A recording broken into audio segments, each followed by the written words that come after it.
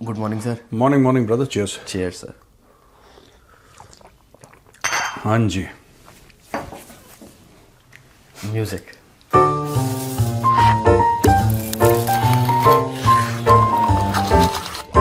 Cheers.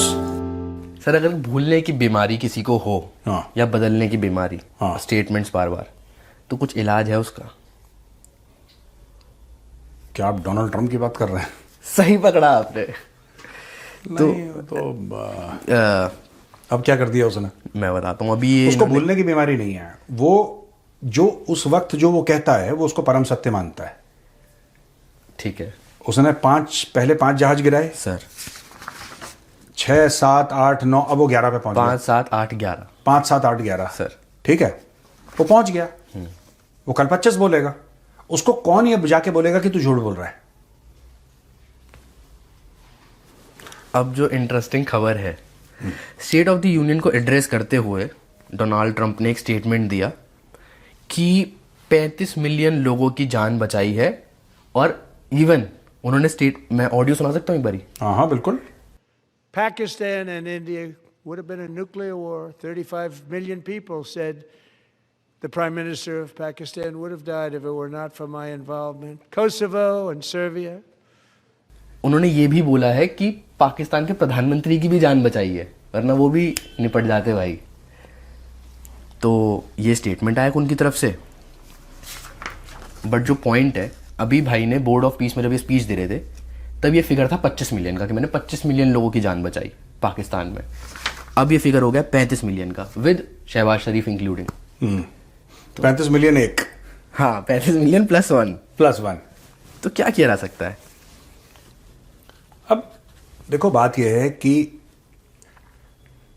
Shahbaz शरीफ ने, आसिम मुनीर ने इसको अपना बाप माना है। ट्रंप को अगर अपना पापा मानते हो, अब्बू मानते हो अपना, फिर उसको झेलना भी पड़ेगा यार। फिर उसको झेलना भी पड़ेगा भाई। तुमने उसको अपना बाप माना है तो झेलो उसको। वो कुछ भी बोलेगा, उसको कोई रोकने वाला नहीं है। वो कुछ भी बोलेगा क्योंकि ऐसी कुर्सी पे बैठा है कि उसको कौन बोलेगा कि भाई तू झूठ बोल रहा है। कह रहा 35 मिलियन, पहले उसने बोला 25 मिलियन। 25 मिलियन बोला है अभी सर। बोर्ड ऑफ पीस की जब मीटिंग हो रही थी, हाँ, 19 फेब की बात है ये। आज 26 है। हाँ, 10 दिन भी नहीं हुए। 10 दिन भी नहीं, उसने 10 मिलियन बचा लिया है। बढ़ा दिया और बढ़ा दिया उसने कि मैंने इतने 10 मिलियन और +1। +1 घर की बात है यार, घर की बात है। वो कर सकता है।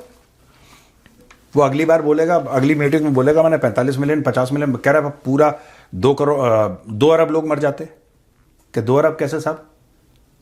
कह रहा साहब कि 1.4 बिलियन इंडिया के, करीब 250 मिलियन पाकिस्तान के, वही 200 ऑड मिलियन बांग्लादेश के, फिर नेपाल, श्रीलंका, मालदीव्स, भूटान सब मिला के अब न्यूक्लियर वॉर है तो फिर सभी को। वो कुछ भी बोल सकता है sir. He can say anything. So और जब ये स्पीच दे रहे थे अपनी स्टेट ऑफ द यूनियन, जब ये एड्रेस कर रहे थे, तो इसमें ना वापस से सब कुछ गिनवाया था कि मैंने 8 बड़ी लड़ाइयाँ रुकवाई। वही जो पुरानी 8 ही हर बारी बताते हैं कि मैंने इनकी लड़ाई रुकवाई, उनकी लड़ाई रुकवाई। तो ये बार बार क्यों वर्ल्ड को रिकॉल करवा रहे हैं कि मैंने ये चीज़ सुन चुके हैं, हम सब जानते हैं ये चीज़ कि अच्छा ठीक है ये चीज़ हुई है, नहीं हुई है। इनके हिसाब से हमें पता भी है, तब भी बार बार क्यों? मैं आपको बताता हूँ। बहुत पहले मैं बात करता हूँ, ये 30s और 40s की, लास्ट सेंचुरी। हिटलर्स का एक मिनिस्टर ऑफ प्रोपागेंडा हुआ करता था, जोसेफ गोबल्स था वो हिटलर का मिनिस्टर ऑफ प्रोपागेंडा। और गोबल्स की एक कहावत थी कि अगर एक झूठ को आप बार बार रिपीट करो, लोग उसको सच समझेंगे। आप रिपीट करते रहो, ठीक है। आप सिंपल सी, ये शर्ट काली है, ये शर्ट काली है, ये शर्ट मैं दिन में 100 बार बोलूं, सबको बोलूं, और मेरी एक पोजीशन ऑफ अथॉरिटी है, तो कम से कम लोग ये तो बोलेंगे कि यार अगर हमने इसको सफेद, अगर हमने सच बोल दिया कि सफेद है तो ये बुरा मान जाएगा, क्योंकि लोग ये रोज कहता है कि ये काली है, तो इसका मन रखने के लिए काली। और फिर आप बोलते रहोगे तो लोगों के बोलचाल में शब्द आ जाएगी कि ये जो शर्ट पहनता है काली शर्ट है, ये काली शर्ट है, काली। वो that is how the mind works. आप रिपीट करते रहो एक चीज तो माइंड उसको एक्सेप्ट कर लेता है आफ्टर सम टाइम। 100% ना भी एक्सेप्ट करे, आप शक डाल दोगे। जोसेफ गोबल्स यही कहता है, keep on repeating a lie 100 times, it will become the truth.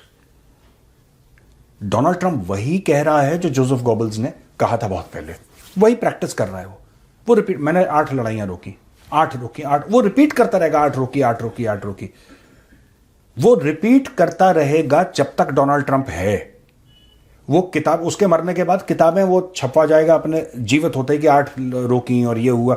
He will keep on monotonously repeating the same thing again and again and again. इसको जब मौका लगता है, ये करीब 60-70 बार, आप खुद सोचो सर, 60-70 बार बोल चुका है ये कि भारत और पाकिस्तान की लड़ाई में मैंने सीजफायर कराया। अभी फिलहाल बोला मैंने 200% टैरिफ लगा। ये क्यों बोलता है?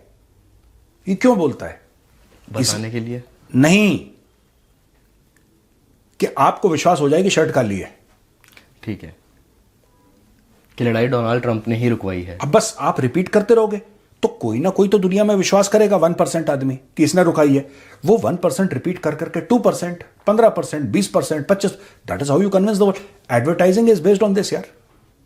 जो पूरा गेम है आप टेलीविजन पे देखते हो, ठीक है, मेरे टूथपेस्ट में नमक है, कोई सेंस है इस बात का कि तुम्हारे टूथपेस्ट में नमक है? बताओ, कोई सेंस है इसमें? मेरे टूथपेस्ट में नमक है, वो दाल है, वो मेरे टूथपेस्ट में नमक है। अब है, मेरे टूथपेस्ट में नीम है, तो नीम क्यों नहीं इस्तेमाल करते, तो टूथपेस्ट क्यों इस्तेमाल कर रहे हो? उसकी साड़ी मेरी साड़ी से सफेद कर, इन सब चीजों का कोई सेंस नहीं है।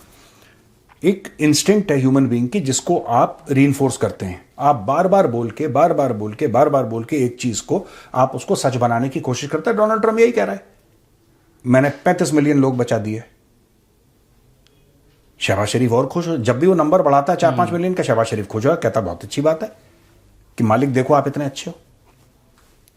यही है, शहबाज शरीफ बेसिकली ये कह रहा है कि पाकिस्तान को बचाने वाला, पाकिस्तान को बचाने वाला पाकिस्तान की फौज नहीं है, पाकिस्तान का फील्ड मार्शल नहीं है, पाकिस्तान की आवाम, उसकी सरकार नहीं है, वो डोनाल्ड ट्रंप है। यानी पूरे पाकिस्तान को एक अब्बू चाहिए जो पाकिस्तान को बचाए। सर, यही तो कह रहा है वो, हम तो नहीं कह रहे, हमने तो नहीं बोला कि डोनाल्ड ट्रंप ने बचा दिया। यही जाता है उसके पैर पकड़ के चेरी ब्लॉसम करता है, बोलता है कि नहीं नहीं साहब आपने बचा लिया, आपने बचा लिया। इसका मतलब अगर बार बार शहबाज शरीफ ये कह रहा है कि डोनाल्ड ट्रंप आपने बचा लिया, तो फिर इसका मतलब शहबाज शरीफ ये मानता है ना कि अगर डोनाल्ड ट्रंप नहीं होता तो सब निपट जाते। तो फिर क्या न्यूक्लियर न्यूक्लियर न्यूक्लियर और अजीम कौम है और कलमा पढ़ के मुल्क बना, क्या हमें चूरन खिला रहा भाई? मतलब भाई को प्रमोशन फ्री में दिया है? भाई को कुछ नहीं है, सब झूठ बोलते हैं, पाकिस्तानी है, they are all liars these Lahoris. इनका जो अशराफिया है, मैं उसकी बात कर रहा हूँ, नॉट द कॉमन पीपल। जो इनका अशराफिया सब चूरन बेचते हैं। इनको पता लग गया कि चापलूसी करो डोनाल्ड ट्रंप की, पैसे मिल जाएंगे, तुम्हें कुर्सी मिल जाएगी बैठने को। ये चापलूसी उसकी कर रहे हैं। पर चापलूसी में कहीं ना कहीं ये पाकिस्तानियों को ये भी तो बोल रहे हैं कि जो तुम अपने आप को अजीम कौम बोलते हो, जज्बे वाली कौम बोलते हो, सब फ्रॉड है सर। क्योंकि तुम्हें खुद को बचाने के लिए तुम्हें डोनाल्ड ट्रंप चाहिए। तुम ये क्यों नहीं कहते कि साहब हमने ऐसा करा, हमारी न्यूक्लियर मिसाइल ऐसी थी कि भारत ने डर के मारे बोला कि साहब हम तो सीज फायर कर रहे हैं। ना ना, डोनाल्ड ट्रंप इनको चाहिए। क्यों? क्योंकि पैसे देता है। तो ये सब नैरेटिव बिल्डिंग है और कुछ नहीं है। सर, एक न्यूज़ और है। ओवैसी ने अभी, किसने? पीएम मोदी अभी इजराइल विजिट पे गए हुए हैं। हाँ, गए हुए हैं। हाँ, तो जो असदुद्दीन ओवैसी है ना, असदुद्दीन ओवैसी, हाँ, इन्होंने कुछ चीज़ें बोली हैं इसके रिगार्डिंग, और इन्होंने क्रिटिसाइज़ किया है, मतलब बेसिकली मोदी जी की विजिट को इजराइल में। और एक टर्म इन्होंने बोली है, जियोनिज्म मुर्दाबाद। पहले तो आप मुझे इसका मतलब बता दो एक बारी। कुछ मतलब नहीं है, मैं आपको बताता हूँ। ज़ायनिज़्म जो है ना, उसको एक एग्रेसिव जूइश फिलॉसफी माना गया है। लोग ऐसा कहते हैं कि एक्सपेंशनिज्म है इसमें, और किसी और को कुछ नहीं मानना सिर्फ यहूदी। तो एक लोगों ने इसके नेगेटिव कॉनोटेशन बना रखे हैं। ज़ायनिज़्म के कोई भी नेगेटिव कॉनोटेशन नहीं है, there is no negative connotation, but people have deliberately, वही चीज़ है कि 35 मिलियन लोग रुके। So keep on repeating a lie. मैं आपको छोटा सा पॉइंट बताता हूँ। पहली चीज़ तो ये है कि I don't think Netanyahu knows who Owaisi is, sir, and I don't think it matters. ठीक है, ये कहते हैं कि फिलिस्तीनियों को मारा इजरायलियों ने, सर। ठीक है। अब चक्कर ये है कि जो टिपिकल वोट बैंक है असदुद्दीन ओवैसी का, कल अगर ओवैसी ये कह दे कि 7 अक्टूबर में हमास ने अटैक करा था तो उसको वोट नहीं मिलेंगे। अगर ये कह दे कि यहूदी बच्चों और औरतों को मारा था, उसको वोट नहीं मिलेंगे, पहली चीज। दूसरी चीज, अगर ओवैसी साहब सिर्फ ये कह दें और जो उन्होंने इंडिया के लिए ऑपरेशन सिंदूर के बाद बात करी, मैंने उनकी तारीफ भी करी है, तो ऐसी बात नहीं। I am neither against Owaisi nor for Owaisi, I am just trying to tell you कि जो इंसान सही करता है तब हम सही बोलते हैं, जो गलत है गलत है। आप कहते हैं कि फिलिस्तीनी मार दिया 60,000 और जेनोसाइड हो गया, ये हो गया, ये भी तो बोला उसने। सर जेनोसाइड भी बोला है हाँ। और नेतन्याहू को उन्होंने लेबल करा एज वॉर क्रिमिनल। यार इनको ऐसा लगता है कि इनकी लोकल जो एमएलए की पॉलिटिक्स चल रही है ना, वो ये चल रही है।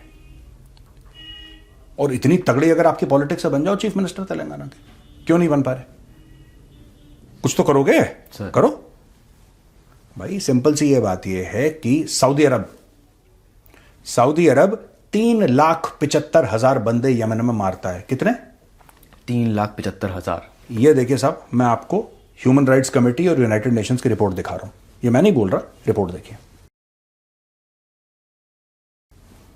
4.25 लाख बंदे निपटा देता है वो यमन में, आपको पता तक नहीं है सर।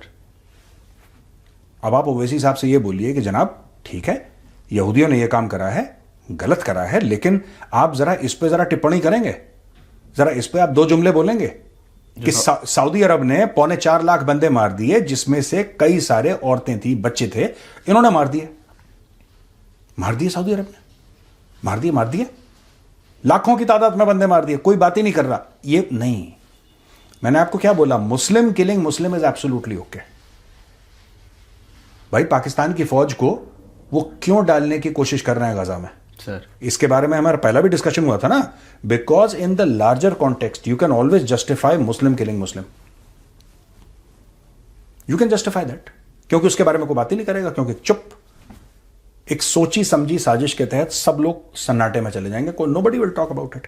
आप ओवैसी साहब को बोलिए कि ठीक है साहब, हम आपकी एक्सेप्ट करते हैं कि इजराइल ने यह गलत काम करा, we accept it, but please also tell us, and we are not going to say why the Hamas attacked innocent Israelis and innocent Jews on 7th of October.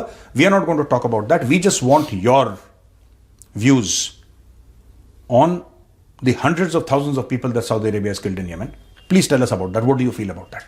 But अगर इनके वोट बैंक पर असर नहीं पड़ेगा इसके उसमें, तो क्यों बोलेंगे? मेन तो बात यही है ना?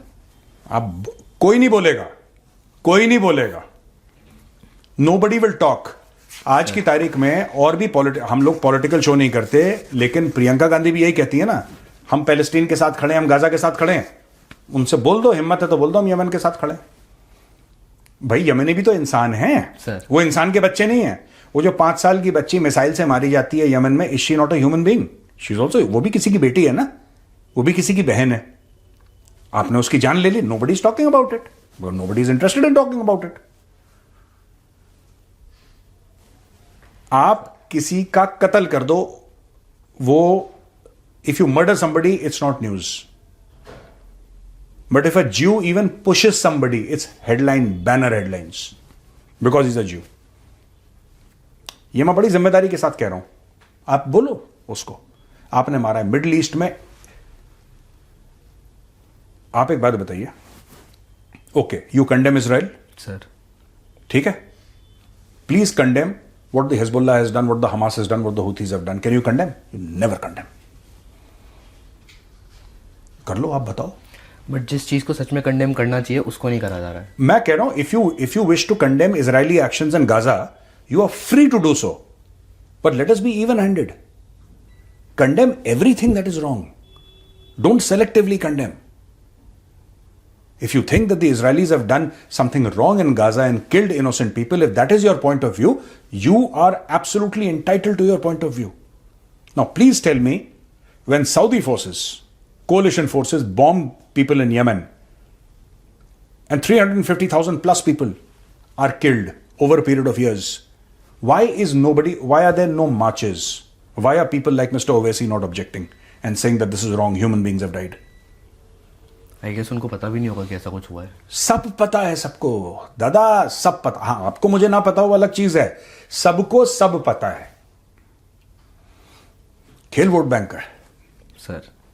दिस इज ऑल पॉलिटिकल, कि हम कंडेम करते हैं, और वो है क्या नाम कहते हैं, इंटरनेशनल क्रिमिनल है। हाँ, इंटरनेशनल क्रिमिनल तो आपने पुतिन को भी बताया, आपने पुतिन को भी बताया इंटरनेशनल क्रिमिनल। पुतिन के ऊपर अरेस्ट वारंट है, एफआईआर दर्ज है उसके ऊपर, सर। अरेस्ट वारंट है इंटरनेशनल कोर्ट ऑफ जस्टिस का पुतिन के ऊपर।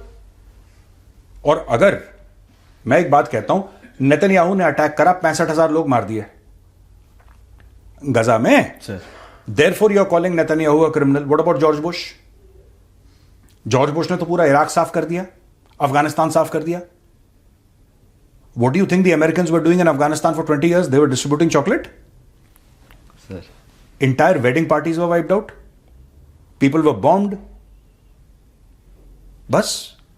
बट वो यूनाइटेड स्टेट्स ऑफ अमेरिका है यार। यूएस के पास इतना पैसा है कि आप अगर किसी के घर पे वो बम मार दे, वो कहेगा जनाब मजा आ गया, ठंड से मर रहे थे, आपने बम मारा तो थोड़ी सी आग लगी तो हमने हाथ ताप लिया अपना। ये है। सीरियस हो गया। एक आपको मजेदार खबर सुनाता हूँ अब। हाँ बोलो ना। एक पाकिस्तानी जज है और वो 5 साल से मतलब हाई कोर्ट में बैठे हुए थे, सर्व कर रहे थे। हाँ। उनकी डिग्री फर्जी निकली। झूठे जज पाकिस्तान में सर्व कर रहे हैं। तो इन जज का जो नाम है वो है Justice Tariq Mohammad Jahangiri, Islamabad high court में बैठते हैं। अभी इनको हटा दिया गया इनकी पोजीशन से। जो इनकी एलएलबी की लॉ की डिग्री थी ना, वो फेक निकली है, बट इन्होंने स्टिल 5 साल सर्व कर लिया भाई ने। जजमेंट भी दी है इसने दिसंबर 2020 से 2025 के बीच में। वही तो पॉइंट है कि जो उस ड्यूरेशन में आपने जजमेंट्स पास करी हैं, हाँ, उनका क्या होगा। और देखो जहांगीरी कानून के बारे में भी कहानियां होती थी एक जमाने में कि घंटी थी। अब पता नहीं सच था कि झूठ था, फ्रॉड थी कहानियां, लेकिन एक थी कि जहांगीरी कानून होता था कि अगर कोई गरीब जाए और घंटी ऐसे हिलाए कि बादशाह सलामत, मैं बड़ा परेशान हूं, तो बादशाह सलामत आके उसकी प्रॉब्लम सॉल्व करते थे। एक चूरन है, एक चूरन है, तो इसका नाम जहांगीरी बिल्कुल ठीक है। जहांगीरी कानून बिल्कुल ठीक है, जहांगीरी था, बिल्कुल ठीक था। और कुछ इंटरेस्टिंग बात बताता हूँ मैं आपको। हाँ। ये लॉ एग्जाम में बैठे थे, बट वो भी फेक एनरोलमेंट नंबर के साथ। और 1988 में इन्होंने जब एग्जाम दिया होगा, उस टाइम भी भाई चीटिंग करते हुए पकड़े गए थे कराची यूनिवर्सिटी में, और इनके ऊपर 3 साल का बैन लगा दिया था 1988 में ही। तो पता नहीं कैसे जज भी बन गए, 5 साल सर्व भी कर दिया। फिर इसने नाम भी बदला ना अपना। हाँ, सब कुछ है मतलब। इसने अपना, जब इसका पकड़ा गया तो इस भाई ने अपना नाम बदला। ही चेंज्ड हिज नेम, कह रहा नहीं मेरा नाम ये नहीं, मेरा नाम वो है। और बात यह है कि इनको काउंटर किया जा रहा था बहुत टाइम से। हाँ। कि आप प्रूफ दिखाओ अपनी डिग्री का, उसको टाल रहे थे मतलब काफी समय से ना। अब वो एकदम बेचारे तारीख पे तारीख दे रहे थे जैसा सर, और नाम भी तारीख है। नाम भी तारीख है, तारीख जहांगीरी। देखो इसमें, इसके नाम में कितना लोचा है यार। इस आदमी के नाम में कितना लोचा। एक तो तारीख आगे दिया जा रहा था कि मैं अपनी डिग्री नहीं दिखाऊंगा, कल दिखाऊंगा, परसों दिखाऊंगा तारीख, और ऊपर वो जहांगीरी इंसाफ वाला चूरन सर की घंटी ऐसे खींचते थे तो बादशाह सलामत आते थे। ये सब अलिफ लैला की कहानी। हाँ, फिर बताओ, पकड़े गए? पकड़े गए अब तो, अब खैर हटा दिया है। बट अगर ऐसे लोग फर्जी डिग्री के साथ जज बन सकते हैं। हाँ यार, पीआईए के जहाज उड़ाते थे वॉशिंगटन की रूट में और बड़े बड़े कनाडा की रूट में, इस्लामाबाद टू वॉशिंगटन। पीआईए के तो कह रहा है कि मोर देन 50% ऑफ द, या 20 या 30%, some large percentage of pilots in PIA were with fake degrees. वो फूफी का बेटा था, वो किसी की मामू का लड़का था, उसको बैठाया। जैसे वो बस ड्राइवर क्लीनर को बस ड्राइवर बना देता ना धीरे धीरे, सर वो क्लीनर रहता है वो बगल में, सिखा के उसने बोला बेटा ऐसे कर, ये बटन दबा, ये तो उसने याद कर लिया बटन दबा, वो जहाज उड़ाने लगे। तो बाद में पता लगा कि सारा मामला फर्जी है, it's all fake. But sir, high court में सर्व करना, लोग कितनी मेहनत करते होंगे इस चीज के लिए। पाकिस्तान में भी करते होंगे मेहनत, पेपर एग्जाम निकालने के लिए असली वाला। बट ये कैसे? अरे बढ़िया। पर मैं सोच रहा हूँ 5 साल में जो उसने कई लोगों को जेल भेजा होगा और कईयों को बचाया होगा सर, है ना सर? मजेदार केस है, इसके ऊपर पिक्चर बननी चाहिए। और कितना पैसा खाया होगा बीच में इसने? हाँ। नहीं, पैसा तो पाकिस्तान में, देखो पैसा खाना और झूठी डिग्री, ये दोनों चीजें रिलेटेड नहीं है। सच्ची डिग्री वाला भी खाता है पैसे, ऐसी बात नहीं। हाँ, पाकिस्तान में बड़ा कॉमन है।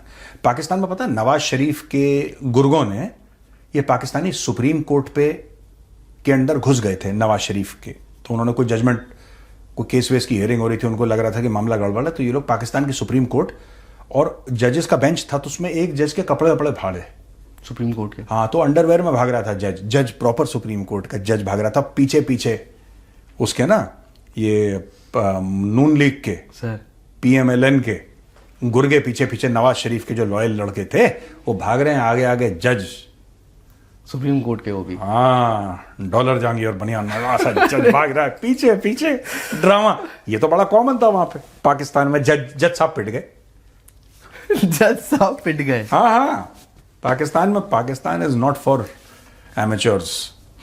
एक आखिरी खबर पे हम चलते हैं जी, जैद हामिद जी का स्टेटमेंट आया है, फिर से आगे ज्यादा और लाल टोपी पहन के बैठे हैं और बता रहे हैं उसमें कि इसमें ना इन्होंने अफगान तालिबान को लेके बोला है कि हमने तुम्हें रखा अपने पास, हमने तुम्हें शेल्टर्स दिए इसलिए तुम यूएस से लड़ पाए, हमने अपने एलाइज यूएसए को बिट्रे किया तुम्हारे लिए, हमने तुम्हारा सपोर्ट किया, हमने तुम्हें खिलाया पिलाया रखा यहाँ पे ताकि तुम यूएस से लड़ पाओ, बट तुम बकवास कर रहे हो कि हमने अमेरिका को रास्ता दिया है, तुम हमारे ऊपर इल्ज़ाम लगा रहे हो।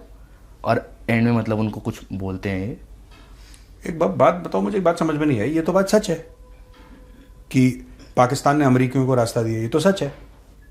ये मना कर रहे हैं उस बात को। इसके मना करने से क्या होता है? जैद हामिद के मना करने से, हाँ करने से क्या होता है? आपको एक बात पता है, एक ये लोग पूरी जो लड़ाई लड़ी गई अफगानिस्तान के अंदर, जो जुल्म हुआ, पाकिस्तान ने उससे पैसे कमाए हैं।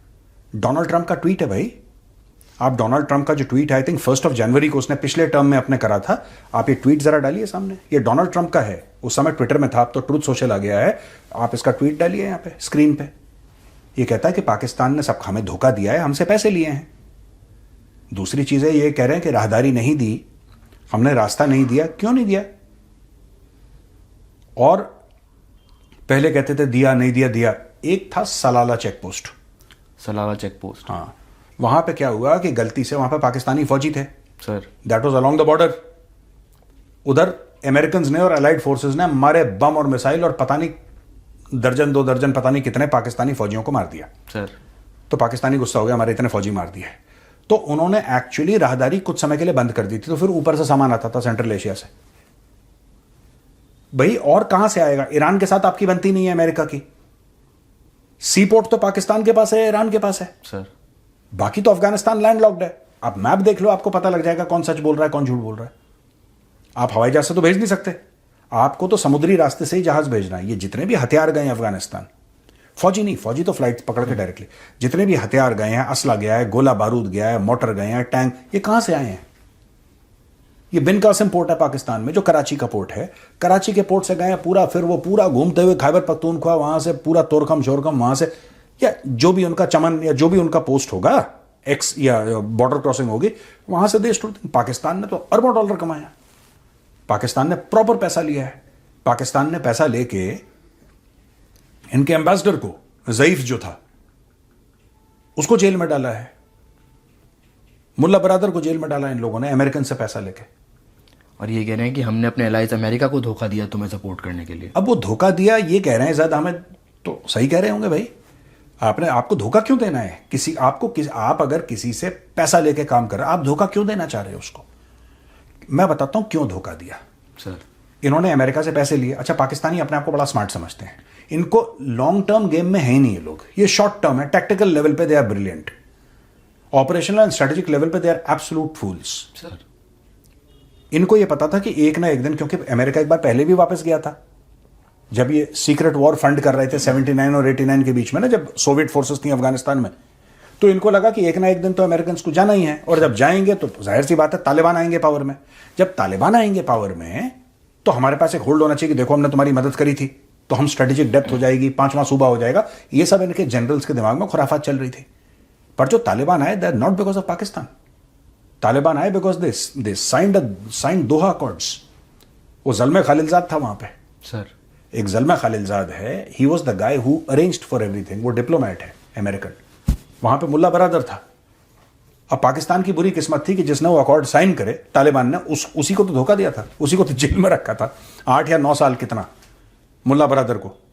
पाकिस्तानियों ने चुपचाप अमेरिकन से पैसे लिए, अमेरिकन से नोट पकड़े, मुल्ला बरादर को जेल में डाल दिया, आधे लोगों को गुआंतानामो में भेज दिया, वहां पे टॉर्चर करा, मार पिटाई करते थे इनके साथ। That is why the Pakistanis are hated in Afghanistan. ये दगाबाज है। अब तो खुद कह रहा है ना हमने धोखा दिया अमेरिकन को। इससे कोई पूछेगा भाई तुमने धोखा क्यों दिया, क्यों दिया धोखा? अब तुम कहते हो कि तालिबान ने तुम्हें धोखा दे दिया, यही तो कह रहा है वो तालिबान ने धोखा दे दिया, तो फिर अच्छा, जो तुमने धोखा दिया अमेरिकन को वो ठीक है, और ये सो कॉल्ड तालिबान ने धोखा दिया ये गलत है। ऐसा कैसे भाई? अगर तुम धोखा करोगे तुम धोखा मिलेगा, ये तो नॉर्मल सी बात है ना। ठीक है, चलें सर? चलो, ऑल राइट।